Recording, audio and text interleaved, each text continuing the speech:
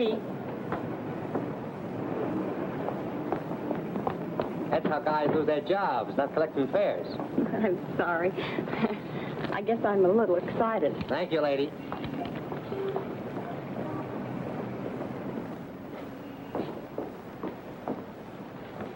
Good evening. Good evening. I'm Mrs. Stewart. Would you give me my husband's room number, please? Lieutenant Stewart. Lieutenant Stewart. Yes, he's arriving today. I wired for the reservation. Lieutenant and Mrs. Paul Stewart. You say you wired for a reservation? Yes, Mrs. Paul Stewart. I'm afraid there's been a slip-up. Apparently a wire wasn't received. But I sent it 3 days ago. I'm sorry, Mrs. Stewart. Unfortunately, there's nothing I can do for you. You mean I can't stay here? Well, I wish I could help, but we're completely booked up. But I've got to stay here. This is the only place we can find each other. I thought for 2 years he was dead, and now I don't know if he's been hurt or what. Please don't be upset, Mrs. Stewart. Perhaps I can arrange something. Has Mr. Walters checked in yet? No, sir, not until tomorrow. Fine, then we can give them 816C for the night. But you will have to leave by noon tomorrow. Yes, of course. Thank you very much. Not at all. Will you register, please?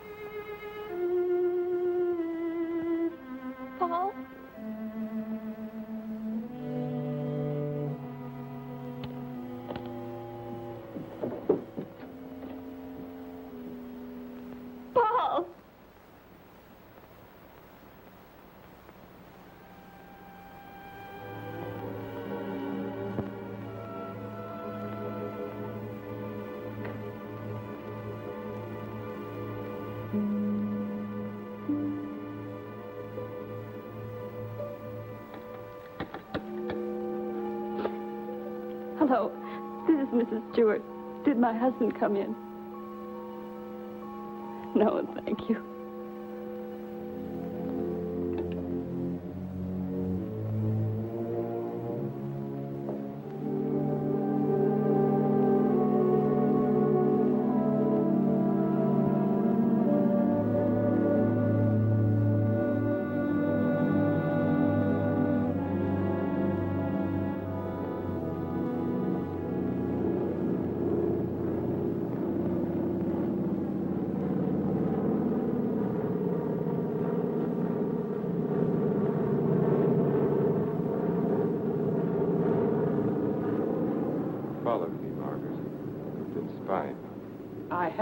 I've been watching you for months, making a fool of yourself.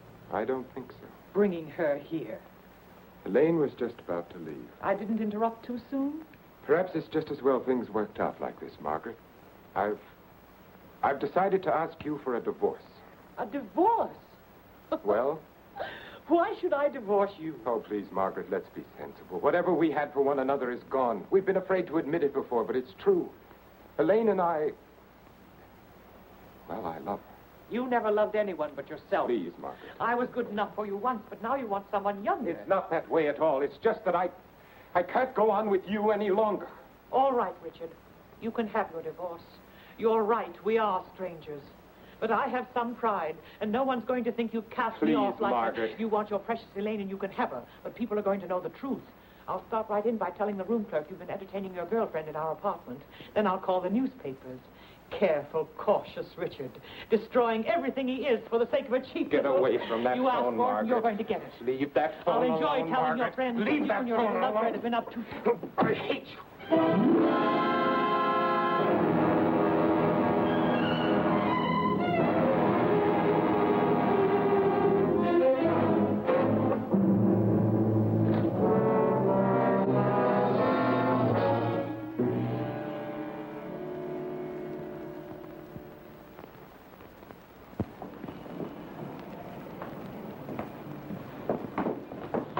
Good morning.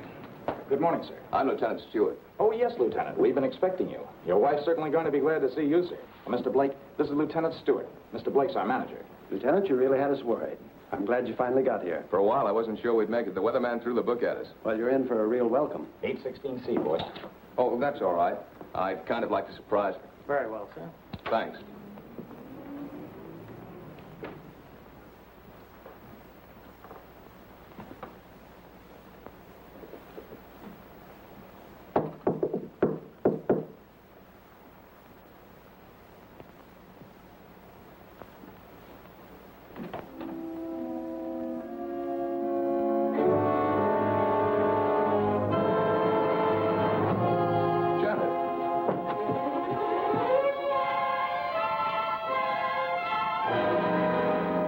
What's the matter? Janet. Janet, it's me. It's Paul.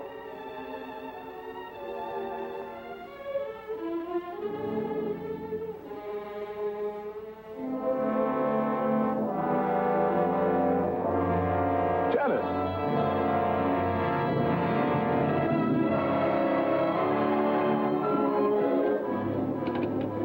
Hello? Hello, operator. This is Lieutenant Stewart calling. Can you send the house doctor to 816C right away? It's very urgent. Thank you.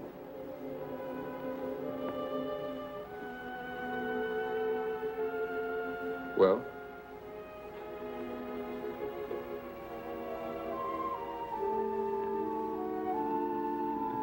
What is it? What's wrong with her, Doctor? I'm not sure. I think she's suffering from some sort of shock. I'll be frank with you, Lieutenant. This is a little outside my line. But there must be something you can do for her. We ought to call in a nerve specialist, a psychiatrist. Can you suggest one? There's a very good man in the hotel, Dr. Cross. If we're lucky, we might find him in. This is Dr. Blair. Will you see if Dr. Cross is in for me? Thanks. Cross has had a lot of experience with this sort of thing. I'm all right for a broken arm or an old-fashioned hangover. But when it comes to the mind, well... hello, Dr. Cross. This is Blair in the hotel. How are you? Say, I've run into something that's right up your alley. One of the guests here's had some sort of shock. No, I don't know what caused it. Oh, would you? Well, that's mighty nice of you. Thanks, Doctor. 816C. He'll be right with us. She was so alive when I saw her last. I can't quite believe this. Better snap out of it, Lieutenant. I don't want another patient. Dr. Cross is one of the best men in this part of the country. I'm very happy that he's going to have a look at it. I don't get it. What could have brought it on? I wish I could tell you. The mind's a strange instrument. What affects me may not bother you in the slightest. The workings of the mind depend on so many things inside as well as outside. You can't make hard and fast rules. Well, I suppose it is plausible that she hasn't been feeling well. Worrying about me, not knowing whether I was dead or alive. Then coming here and not finding me. That'll be Dr. Cross. morning, Doctor. Good morning. I appreciate your promptness. Not at all. The sooner you get to a case of shock, the better. This is Lieutenant Stewart, Dr. Cross. How do you do, Lieutenant? Thanks for coming, Doctor. My wife is in the bedroom. She doesn't know me. She doesn't seem to know anything. Were you here when it happened? I just got in a few minutes ago. When I opened the door, she was sitting on the divan. Her eyes were wide open. She was staring at nothing. Did you notice anything peculiar about her actions when you saw her last? I've been a prisoner of war for 2 years. I've just come home. Oh, I see. She's had a rugged time of it, all right. First thinking I was dead, then hearing from me. On top of all that, my plane was 12 hours late. Would you say that she was a nervous, imaginative girl? No, sir. I've known her all my life. We came from the same small town in Michigan. Went to school together. She's just a nice kid. What's wrong with her, Doctor? She's had a nervous collapse, went into shock. Where did you find her? In the living room. In the living room? You said she was sitting on the divan. Yes, right here. I see. What do you think could have caused it, Doctor? Well, that's difficult to say.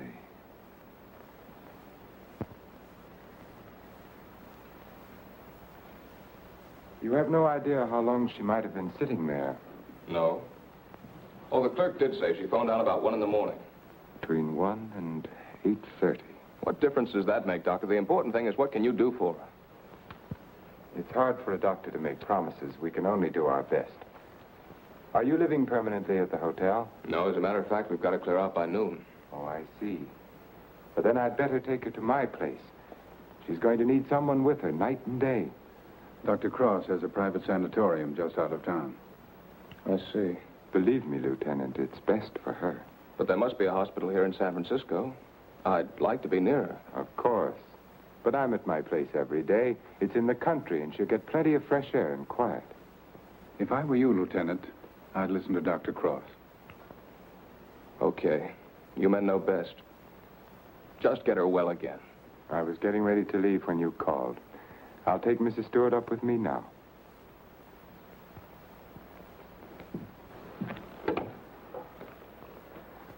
Hello, this is Dr. Cross. Will you get my office, please? I'm going along with her, Doctor. I'd rather you waited, Lieutenant, until I've been able to give her a thorough examination. It's quite possible your presence may excite her and do her more harm than good. It's just that it's been so long since I've seen her. Why don't you drive up with me tomorrow? Miss Jordan, will you call the hospital and tell Miss Hatfield to have a room ready for a new patient? We'll be there shortly. Yes, that's right. You pick us up at the hotel. Right.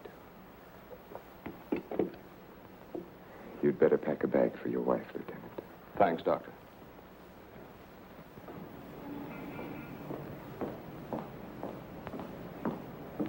I'm from Dr. Cross's office. We were to pick up a patient. Oh, yes. They're on their way down now. Thank you.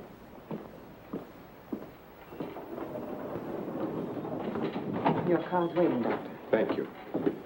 This is Miss Jordan from my office, Lieutenant Stewart. How do you do, Lieutenant? Mrs. Stewart has had a nervous collapse. What a shame. Don't you worry, Lieutenant. We'll soon have her well again. You'll call for me in the morning, right? Yes, I'll pick you up at 11:30.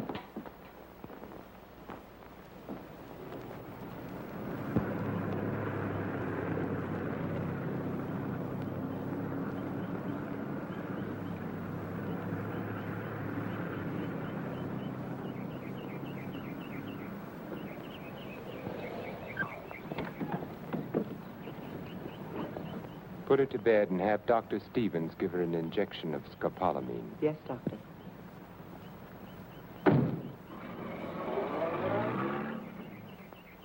Miss Hatfield, Good morning, Doctor. your patient is coming in at the ambulance entrance. You have a room ready? Yes, I have, sir. Thank you.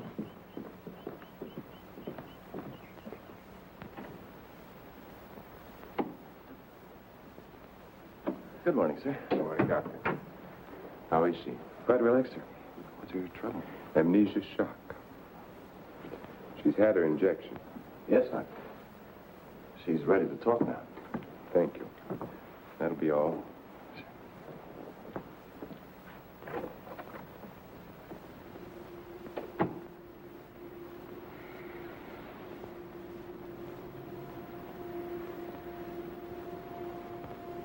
I'm Dr. Cross, Mrs. Stewart.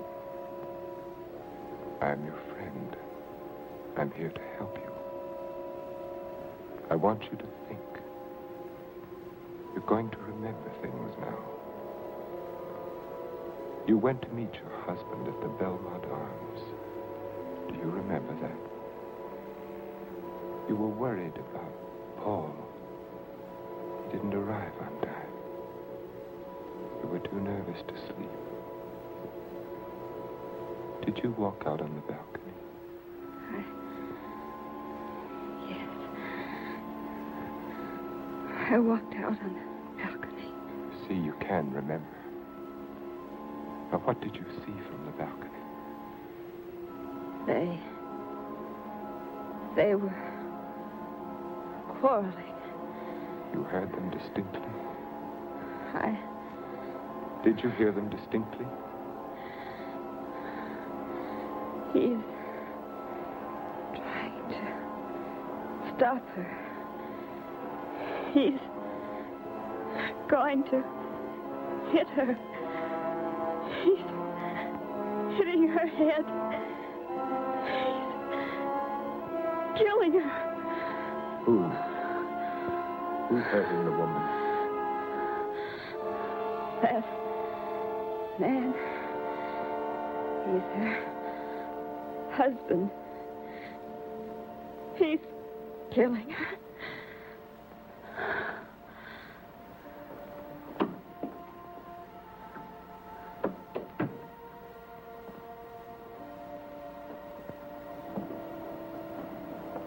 Well? She knows, Elaine. She remembers. Her room was opposite my apartment. She walked out on the balcony. She heard everything.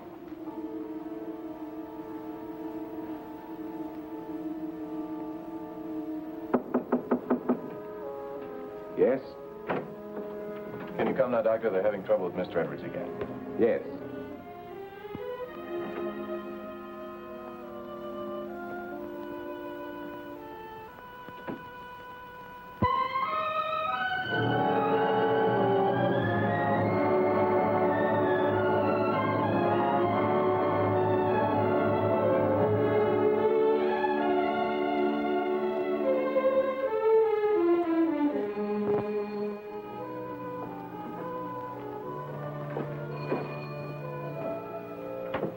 Darling, I didn't think you'd ever get here.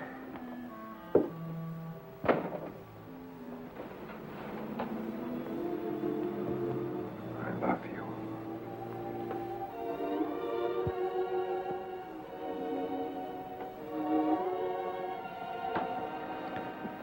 You've got a headache.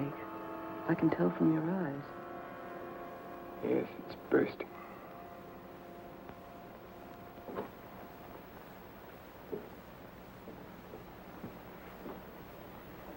You did it? Yes. Yes, I did it. It was horrible, Elaine. I had the porter take the trunk down. I told the hotel manager I was joining my wife in Carmel for a few days to ship the trunk to my lodge. No one knew she was in town last night? No, she came up the back way. She wanted to surprise us, remember? You're not sorry. Are you? I wish I'd called the police. I lost my head. I didn't mean to kill her. There was no premeditation. But now I've concealed her body. I've shipped the trunk to my lodge. And you know as well as I do there's only one answer for that. I shouldn't have listened to you, Elaine. Think, darling. What would have happened if you'd called the police? Manslaughter means 20 years. What would that have done to you, to us? I don't know. Would you have wanted it that way? Now no one knows. We're safe. You're forgetting Janet Stewart, aren't you? She knows. What if she talks? I haven't forgotten her. She can't tell what she's seen as long as she's in this condition, can she? Shock will wear off in a couple of weeks at the most. It'll wear off if you let it, Dick. Elaine, I'm a doctor. She'll talk only if you let her. You mean too much to me. It's the only way out, Dick. It's the one and only way out for us. I don't know, Elaine. I've got to think.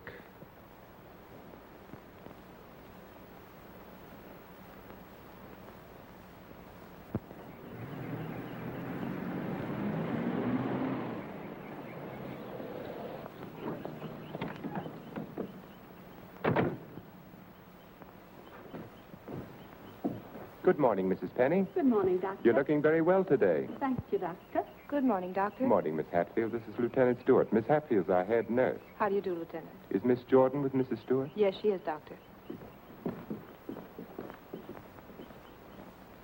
Good morning, Lieutenant. Janet. Darling, it's me. It's Paul. I'm home, dear.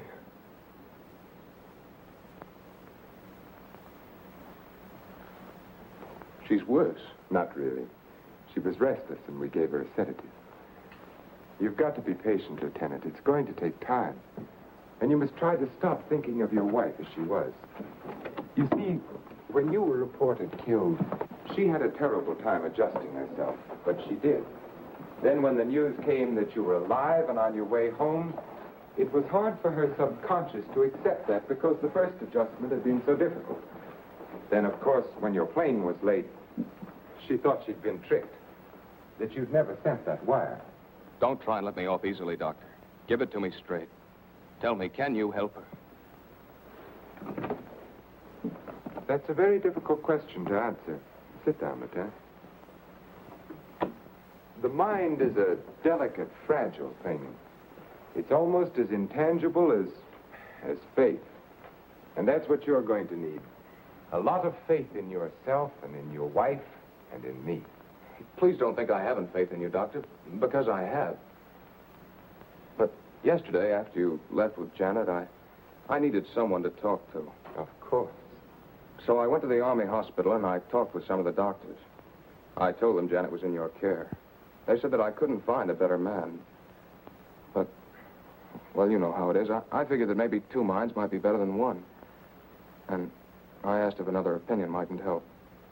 Well, that's perfectly understandable. If you want a consultant, by all means, bring one in. Thanks. They recommended Dr. Franklin Harvey. Harvey?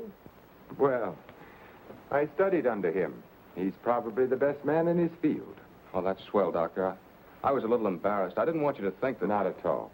I'll phone Dr. Harvey and have him out here. Good. Well, I might as well go back to town. If it's all right, I'll run out again tomorrow.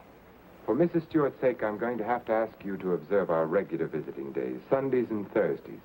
I'll phone Dr. Harvey and try to have him out here Thursday so that you can talk with him then. Okay, we'll make it Thursday. Oh, I thought you'd like to know, Lieutenant. She's resting quite easily now. Thanks. Goodbye, Doctor. Miss Jordan. Goodbye.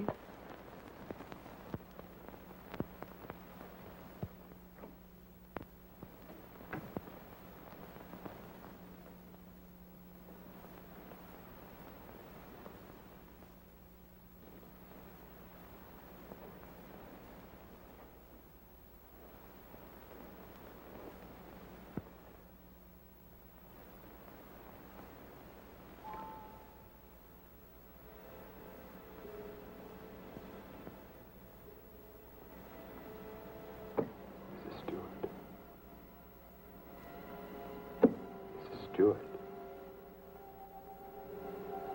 You're going out on that balcony again, Mrs. Stewart. You're looking into the other apartment. You're listening to the argument. Do you remember what happened to the woman? He's hitting her.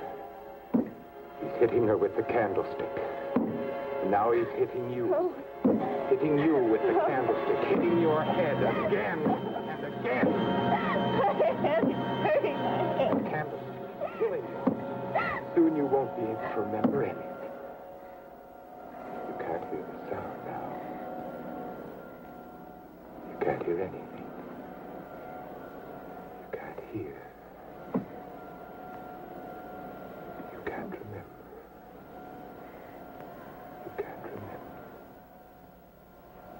You can't remember. Edward's condition is deteriorating rapidly. If this continues, we will have to take steps to put him in a more suitable institution. She's exhausted. You haven't got far to go. Lane, do you think you could manage it here alone for the weekend? Certainly. Why? The trunk should be there tomorrow. I've been wondering. There are no servants at the lodge. What'll happen when the trunk is delivered and there's no one to receive it? Nothing. They'll just leave it on the back porch. When are you leaving? Tomorrow. Dr. Harvey's due here this afternoon. Harvey? Coming here for what? Stewart requested a consultation. You're not going to let him examine her. Of course. How would it have looked if I'd said no? But he might discover something. He has no reason to be suspicious. You can't risk it. I won't let you. I know what I'm doing, Elaine. Darling, you're not thinking clearly. I've never seen things so clearly before in my whole life.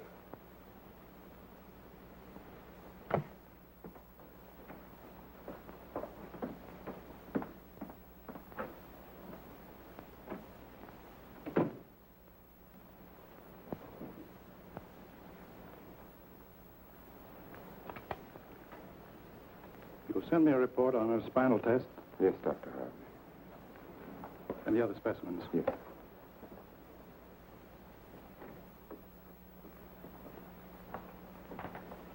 You know, Richard, I'm not sure I completely agree this was all brought on by her husband's late arrival.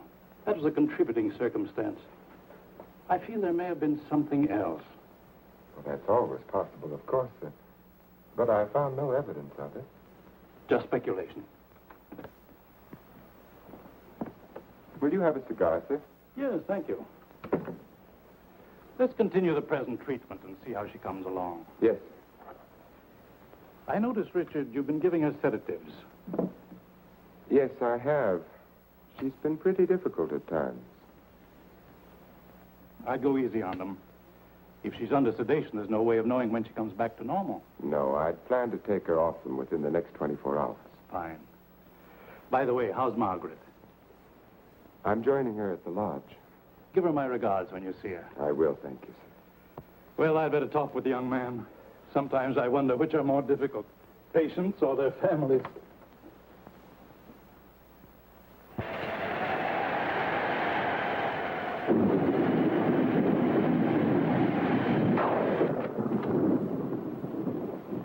Hiya, beautiful. Hi. Yeah, what a night. You don't happen to know a blonde who'd like to relax with me, do you? That's what I thought you'd say. Coffee? Please. And poor Edward's e-storms don't do him any good. He kept ducking into his closet and slamming the door after him. Finally had to lock it. How's your patient?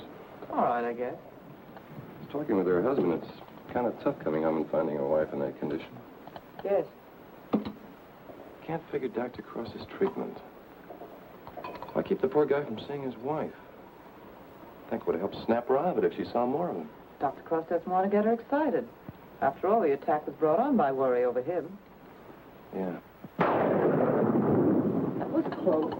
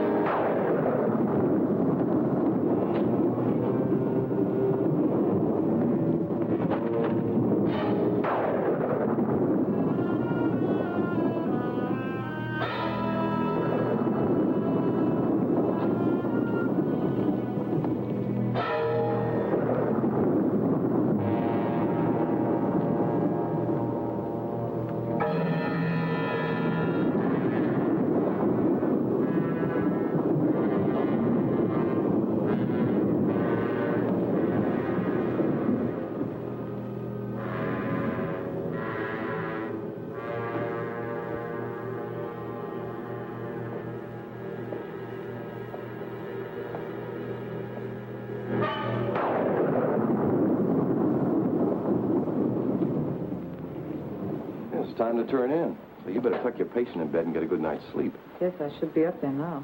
Tell me, is it true that doctors get a night off once in a while? If you had a night off, you wouldn't know what to do with it. Wouldn't I? Wouldn't I? Good night, Doctor. Good night.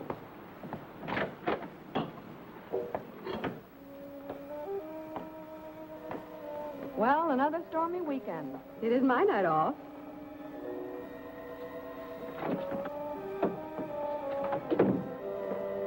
Well, anyway, the rain will help Jane on her day off.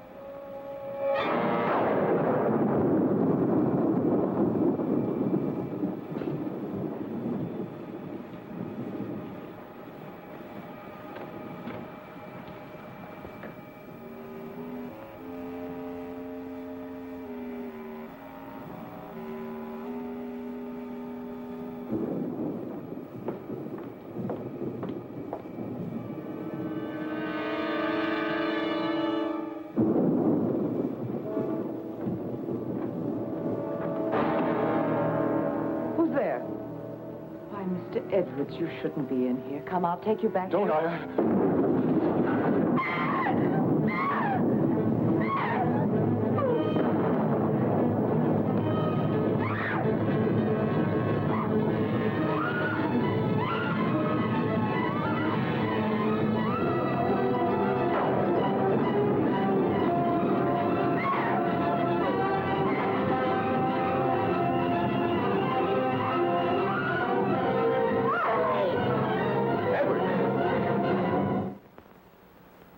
Don't be afraid. We won't let the storm hurt you. You're coming back to your room, aren't you, Mr. Edwards? Aren't you, Mr. Edwards?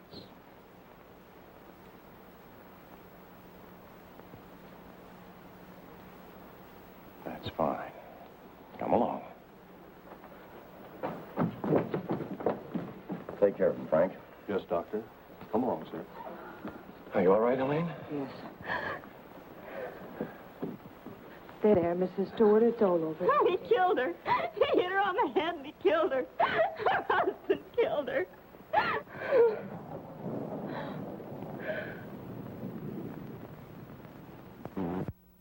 This became very violent last night. This morning we found that he had a key hidden away.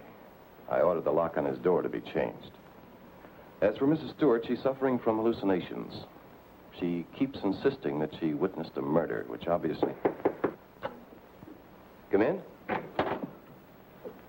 Oh, hello, Lieutenant. They told me I'd find you here. I hope I'm not interrupting. Not at all. It's kind of rough, isn't it? Yeah. She's out of her head. She's got a crazy idea she saw a murder. What am I going to do? You're going to sit tight. She's in good hands. So they keep telling me, but...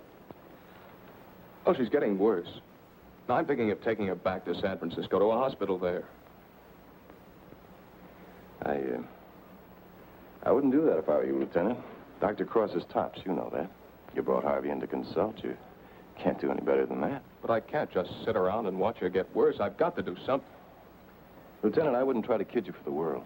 So far, we've tried to snap her out of it with quiet and rest and simple foods. Well, there are a dozen other things we can do. Electric therapy, insulin shock. Insulin shock? They use that in the Army on guys who blow their tops. Sure they do, because it often helps. But you're not going to turn it down on that account, are you? No. Well, relax. The setup here is perfect. Everybody's rooting for you. Now, just take it easy. You mean that? Okay. Say, put in a couple of extra licks, Doc. I'd kind of like to take her home soon. Okay, Lieutenant. We'll do everything we possibly can for her. Goodbye, Doctor. Goodbye.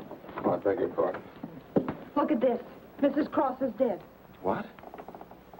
The body of Mrs. Margaret Cross, wife of the noted psychiatrist, has just been recovered from its resting place among the rocks at Point Lobos. Mrs. Cross has been missing since Friday night. Coroner Jess Haynes has pronounced the death accidental.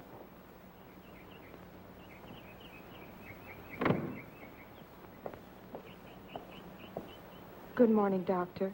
You have our deepest sympathy. Thank you.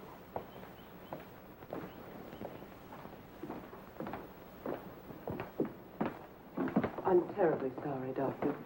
Thank you. Will you come in, Miss Jordan? Yes, sir.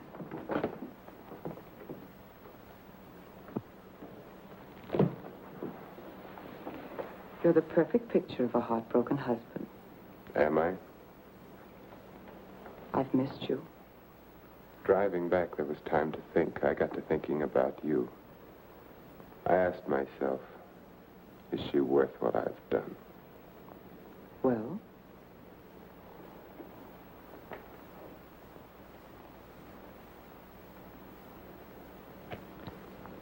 That was a very satisfactory answer. How did things go while I was away? Oh, darling, things are going so well I can hardly believe it. What do you mean? Mr. Edwards got out during the storm. He went into a room. What? He went after me. I struggled with him. She woke up and confused Mr. Edwards with you. She was thrown back into that night at the hotel. Oh, Elaine, that undoes everything I've tried to do. No, Stevens and Miss Hatfield heard her. They're convinced she's insane. Now, no matter what she says, they'll think she has hallucinations. I see. But you don't see, darling. Before you were trying to make a threat. Now she can talk her head off and no one will believe her. If we can encourage her to talk, convince her husband that she's insane, we can keep her here as long as it suits us. Then have her committed.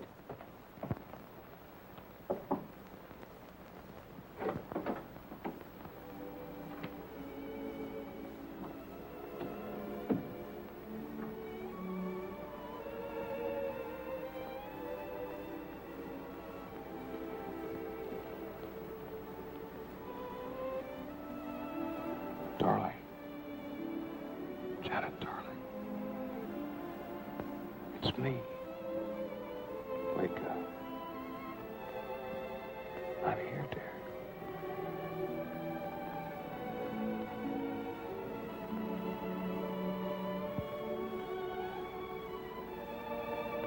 Oh.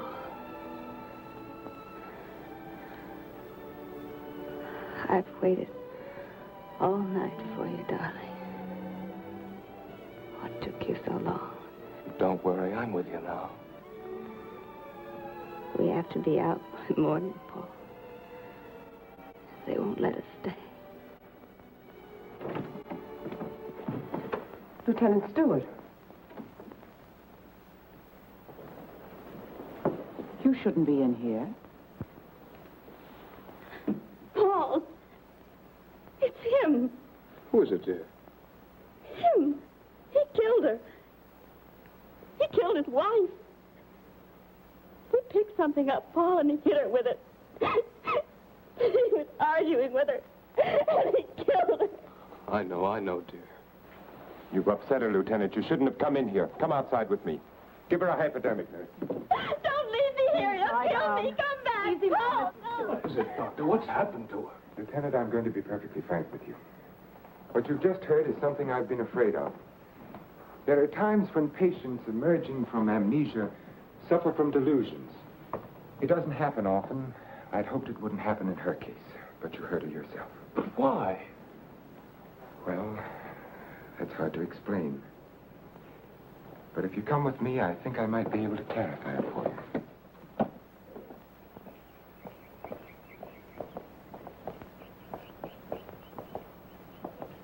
Hello, Mrs. Penny. Good day, Doctor. How are you feeling today? Just fine, Doctor. Just fine. That's a lovely thing you're knitting there. It's a shawl for one of my friends. Everyone here treating you well? Oh, yes. They're very nice to me. Dr. Stevens hasn't tried to kill me with that needle for a long while now. Neither has Miss Hatfield. Haven't I told you many times, Mrs. Penny, that no one here is trying to kill you? Oh, yes, they are. You all want to kill me. You're murderers, all of you. But I've learned. I'm too smart for you.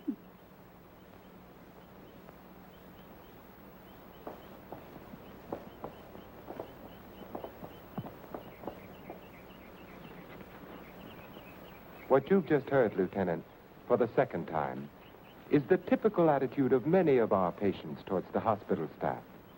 But that old lady, she seemed all right. Mrs. Penny is suffering from a paranoid form of dementia precox, characterized either by delusions of grandeur or delusions of persecution, or both.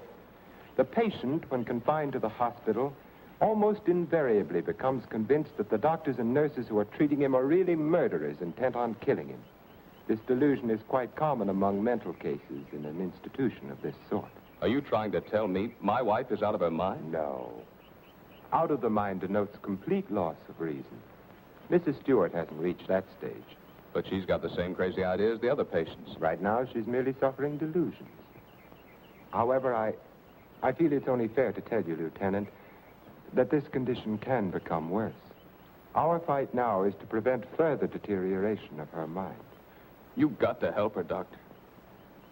You've got to get her well again. I'll do everything I can. Believe me.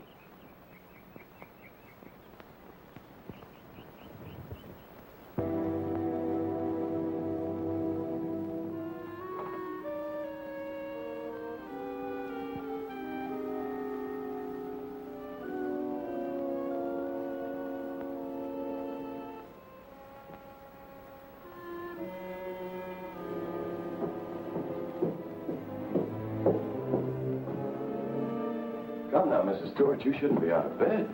Will you help me, please? Please, please help me.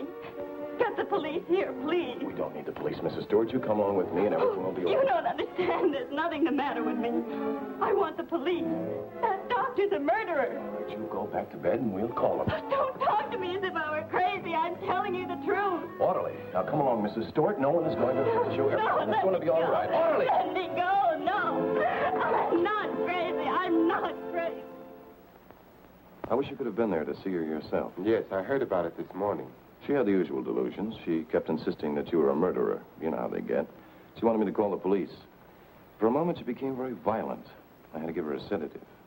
I think we ought to do something about her. I agree with you, Doctor. I'll be in to see her in a few minutes. Thank you, sir. Thank you.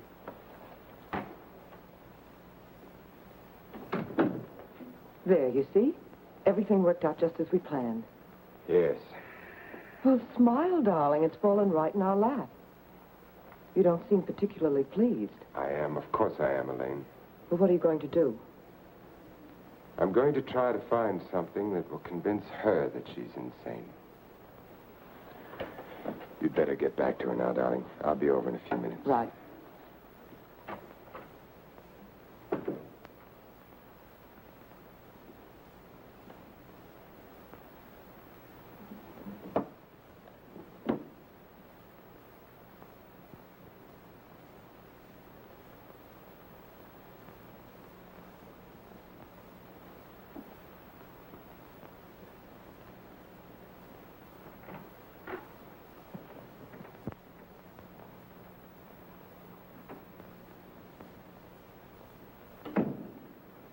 You feeling any better today?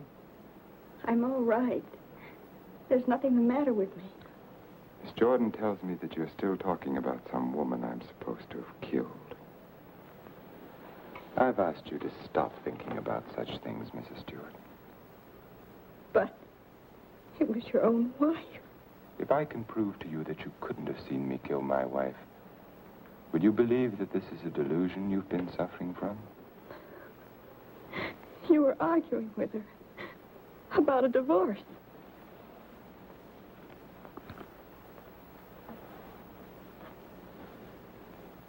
If you will look at the date on this newspaper, Mrs. Stewart, you will see that my wife died only a week ago. You've been a patient here for over 3 weeks now. 3 weeks? That's right. So you see, this has all been a very vivid dream. You must fight these dreams, Mrs. Stewart, or they're going to become worse, and we don't want that to happen. My mind is all right. It's not all right, Mrs. Stewart. Your mind is sick, and it's getting worse. My mind is all right. You wouldn't want your husband to see you in that condition, would you? He doesn't even want to see you when you're like this. You're losing your mind, Mrs. Stewart. No. Losing your mind.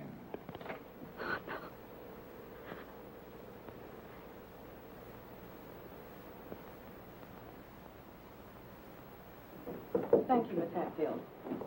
Dr. Cross, Yes?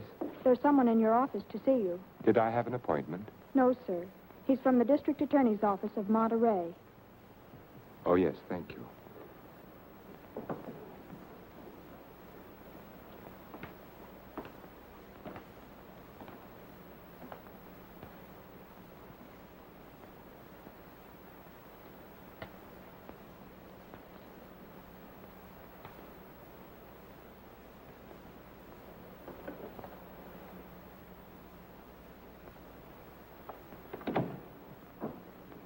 Dr. Cross?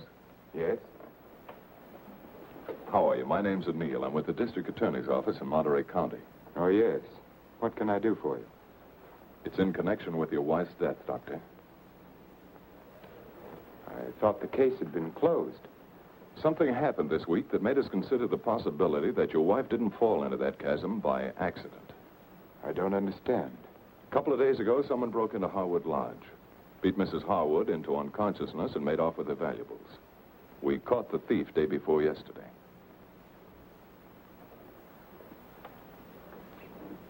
But what has that to do with Mrs. Cross's death? It may not have anything to do with it. It occurred to us that since the lodge was so close to your place, the man who clubbed Mrs. Harwood may have paid a visit to your wife. You've lived around Point Lobos for nearly 10 years. Mrs. Cross spent much of her time there. She must have known those cliffs pretty well, even at night. Yes. I'd hate to think that I'm not saying it was murder, Doctor. I'm just checking. Of course. I'll do everything I can to help you. I knew you'd feel that way about it. Have you checked your place to see if anything was missing? I'm sure there isn't, or I'd have noticed it. If it's all right with you, Doctor, we'd like to have Mrs. Cross's body exhumed. But the coroner said... It was only a routine examination. Well, I don't know as that's necessary, Mr. O'Neill. You've got your man. All we've got is a drunken old tramp who clubbed Mrs. Harwood and stole a little money and jewelry. We can't know about Mrs. Cross unless the body's exhumed. But it seems almost sacrilegious. Hasn't she been through enough? Haven't I? I'd hope you'd be more understanding, Doctor. Naturally, we'll get a court order, but it would be much simpler if you... If this tramp killed your wife, you want to see him punished, don't you? Of course. Then you can't conscientiously object to the exhumation. No. No, Mr. O'Neill, I can't. If the man is guilty, he must be punished, of course. Thank you, Doctor. You'll hear from me one way or the other within the next few days. Thank you for your cooperation.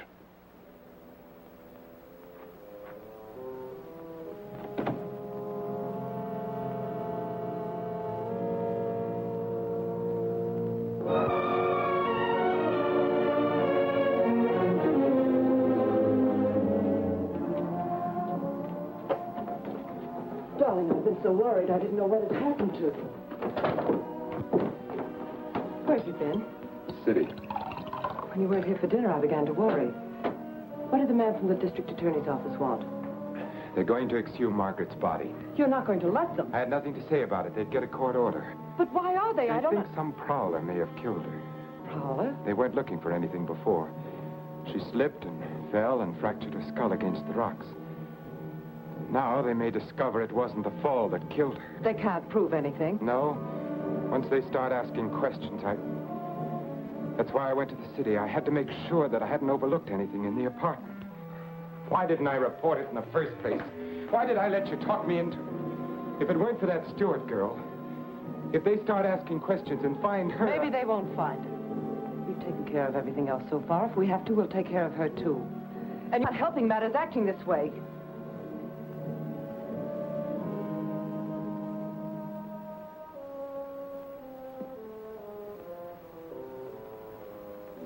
If a man wanted to, if he had courage, he could get rid of her and no one would ever know.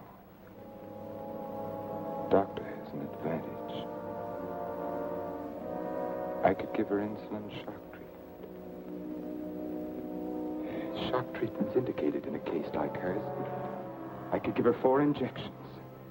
Then with the last one, an overdose. No one would ever know the difference. Then we'd be safe. No matter what the district attorney's office found, we'd be safe. They'd have nothing on us, Richard. We could get married then. You'd be yourself again, Richard. We'd find peace and quiet here, just the two of us. You don't think I'd do it, do you? Why not? Is her life more important than ours? I've had enough. Look, Elaine, I can't go on like this. Things keep piling up. First it was Margaret, and then tricking that child so that she'd forget. Then convincing her that she was insane. There's a limit beyond which even I can't go.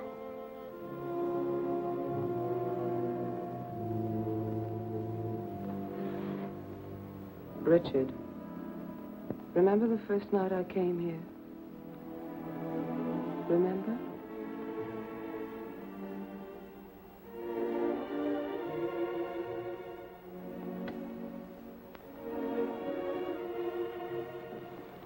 You were alone. You were sitting here in front of the fireplace with a sick headache. The lights were out.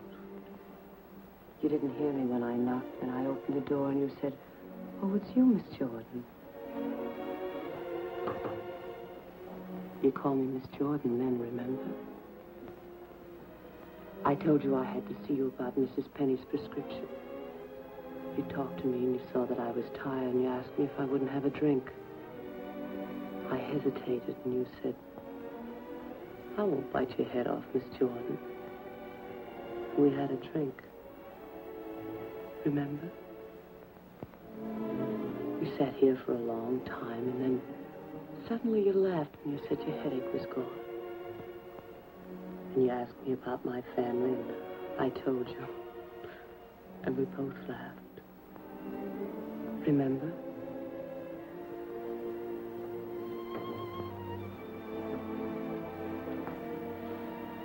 Then you took me in your arms. I know you remember that. I won't do it, Elaine. I won't do it. Just a minute, I'm coming.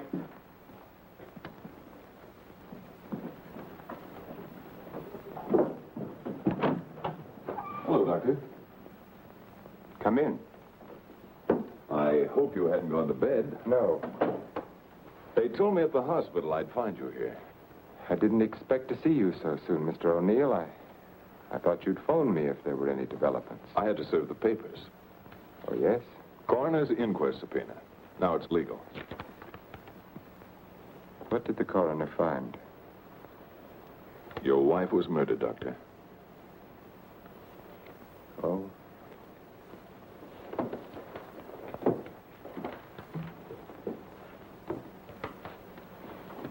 Are you sure? Yes, sir. Sit down, Mr. O'Neill. She was beaten over the head, suffered an explosive fracture. Death was practically instantaneous. This prowler you told me about, you think he did it? It seems so. He clubbed Mrs. Harwood.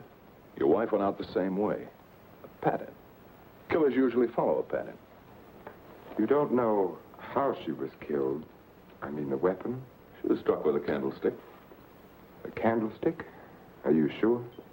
A heavy silver one. How can you know? Microscope. There were particles of silver in the wound. They told us it was a silver object.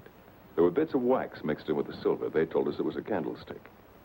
Must have been a heavy candlestick to have done the damage.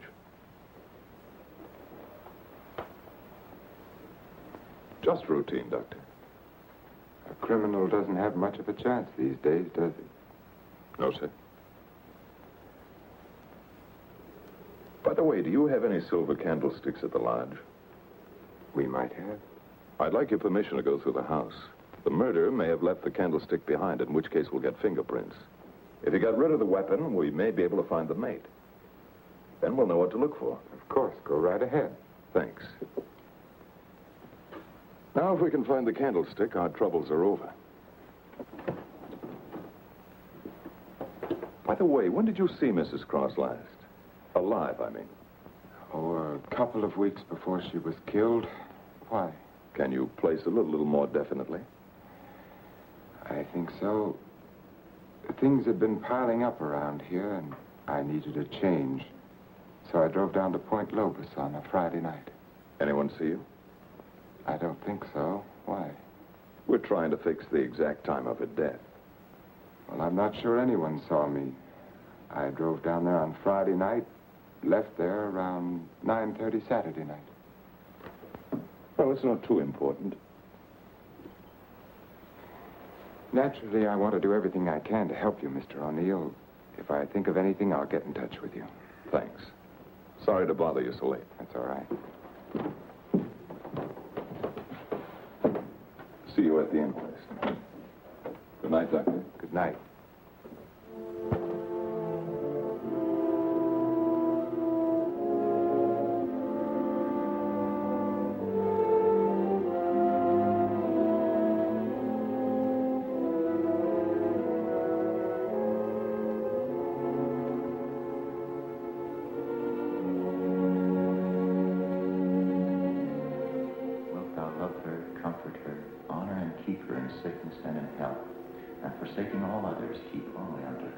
long she both shall live. I will. What's the matter, Richard? You haven't been yourself lately. Something on your mind? Darling, what's happening with us? Richard, I must speak to you. People are talking about you and that nurse, Miss Jordan. How do you like my hair, Richard?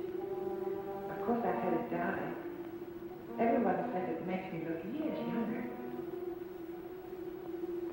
I could give her 4 injections. Then with the last one, an overdose.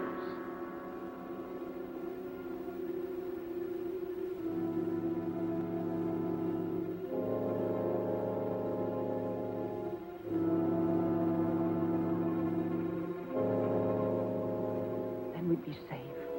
No matter what the district attorney's office found, we'd be safe.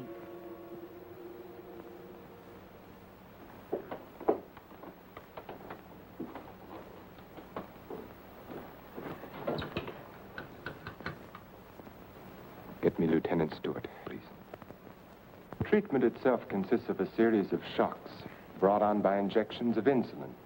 The dosage and the degree of shock is gradually increased until we've reached what we feel is the limit the patient's system can stand. Well, if you do give Janet this insulin, how certain can you be that it'll help her? I'm neither a miracle man nor a prophet, Lieutenant. If medicine were an exact science and not an art, I might be able to tell you. But you think there's a chance? Yes, I do. I have seen it work in the Army. All right, Doctor, go ahead and try it. Fine. We'll begin the treatment tomorrow morning.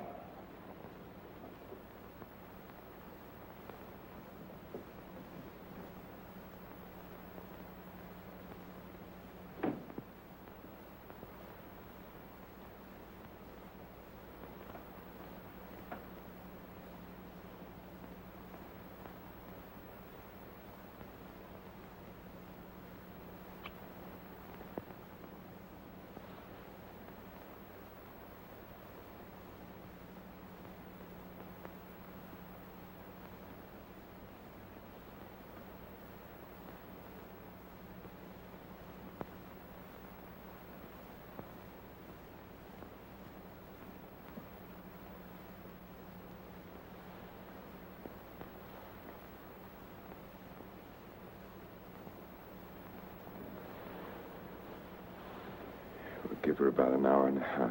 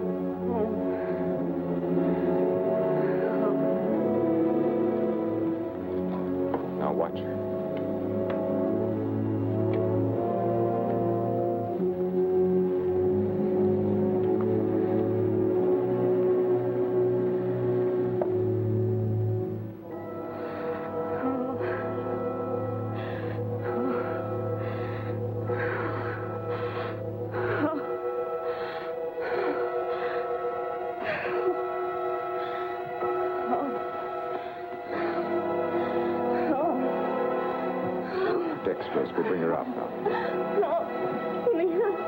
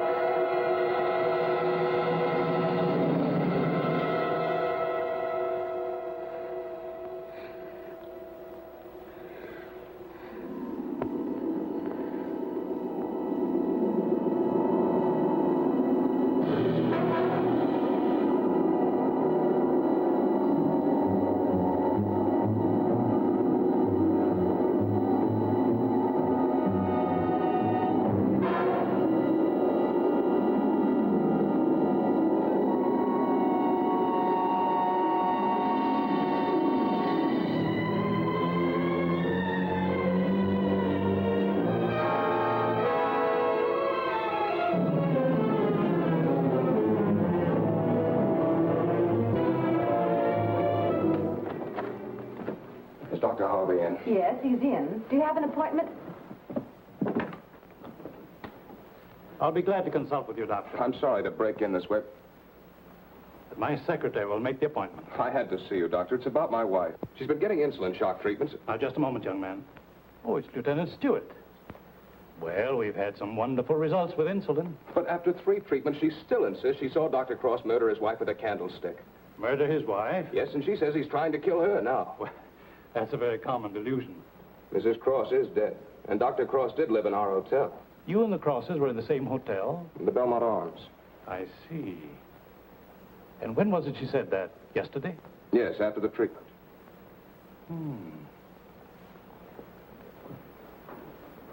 You realize it's hard to make generalizations. But as a rule, the patient is completely normal immediately after insulin shock. They may relapse into their hallucination after this lucid period. But for that moment, no matter how bad the case, the patient speaks the truth. You're telling me in your own way that Janet's normal. That she's got something on Cross, and he's pretending she's crazy to save his own neck. I'm not saying quite that, but, Will you read this, Doctor?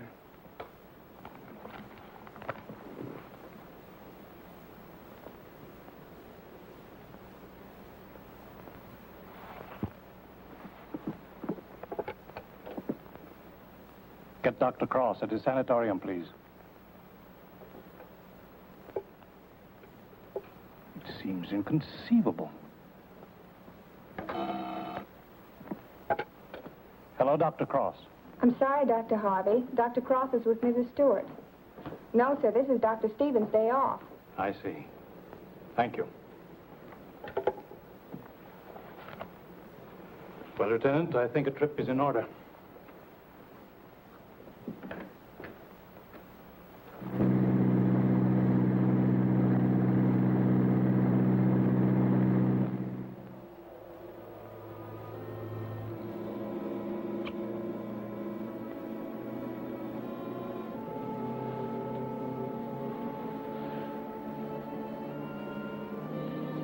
She's the only one who knows Richard. No matter what O'Neill says or anyone else, if she's out of the way, we've nothing to worry about.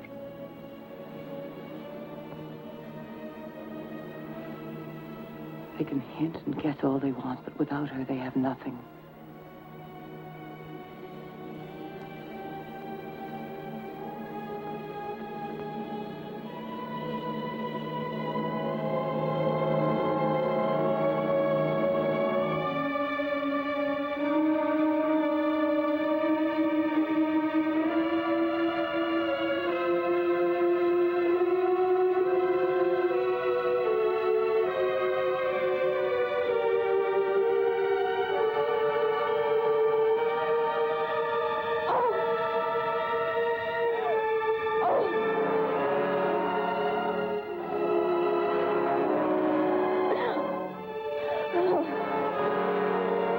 Can't do it, Elaine. Dexterous. I've got to bring her out.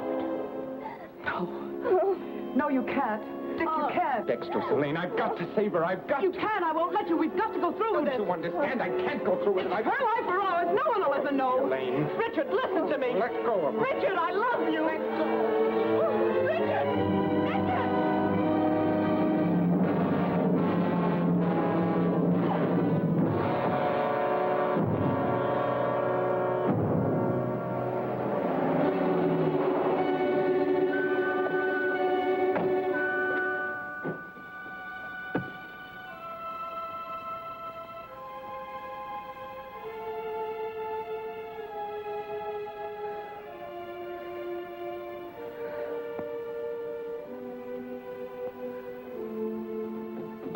Dr. Cross, where is he? Mrs. Stewart. Come along, I may need you.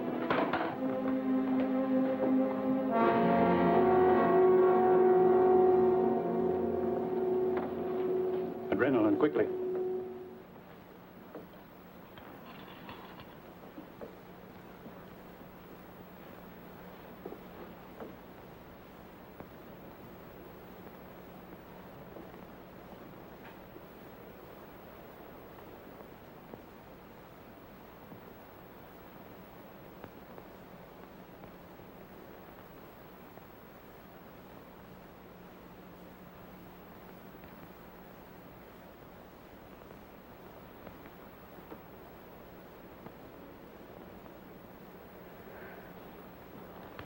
Don't worry, son. She'll come out of it in a couple of hours, and you'll be able to take her home in 2 or 3 days. I'm very grateful to you, Doctor.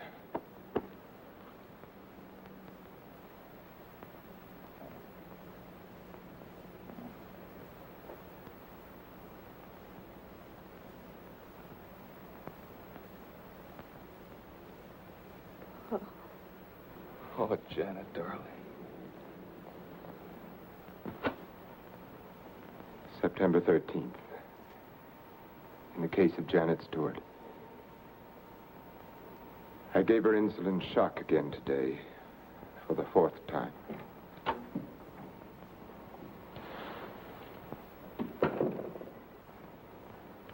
Can you give me a minute? Thank you.